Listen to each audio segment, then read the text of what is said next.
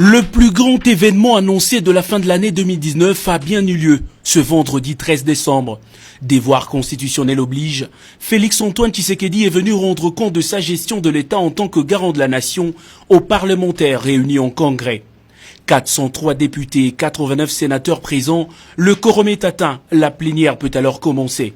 Il est midi passé de 25 minutes quand Félix-Antoine Tshisekedi débute son discours sur l'état de la nation, le premier depuis son élection. Le président de la République commence par saluer les efforts de paix consentis depuis son arrivée au pouvoir il y a 10 mois et 20 jours. Il rend ensuite hommage aux forces armées de la République pour leurs multiples sacrifices avant de saluer la mémoire de toutes les personnes décédées dans les circonstances diverses, notamment les tueries barbares, crashs et catastrophes naturelles, et pour qui il a demandé à l'assistance d'observer un moment de silence. Vient alors le moment de décortiquer secteur après secteur les indices de gestion. Et c'est la politique, domaine locomotive, qui passe en premier. Le chef de l'État a salué la liberté d'expression et de manifestation à travers le pays, ainsi que l'accompagnement de confessions religieuses dans les moments déterminants de l'instauration de la démocratie dans le pays. Sans transition, le président de la République passe de la politique à la sécurité en annonçant de grandes mesures prises pour mettre fin aux poches d'insécurité dans le nord et sud Kivu. De l'installation de la zone opérationnelle au cœur de provinces touchées à la permutation des officiers militaires, tout est mis en œuvre pour anéantir l'ennemi, a rassuré le chef de l'État. Dans le domaine économique, Félix-Antoine Tshisekedi s'est dit déterminé à aider le gouvernement à renflouer les caisses de l'État afin de réunir le budget de 10 milliards voté au Parlement. Il promet de ce fait d'assainir l'environnement budgétaire en luttant efficacement contre la corruption et en élargissant l'assiette fiscale.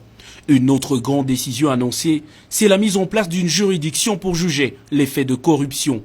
Le contraste de pays riches, population pauvre qui caractérise la RDC doit changer, a insisté le président de la République. Il faut utiliser le sol pour soutenir le sous-sol, a dit Félix-Antoine Tshisekedi, qui a annoncé plusieurs projets dans le secteur agricole et des mines. Parlant de l'éducation, le chef de l'État a salué la mise en œuvre de la gratuité de l'enseignement qui a permis de scolariser plus de 250 000 enfants, jadis exclus du système éducatif.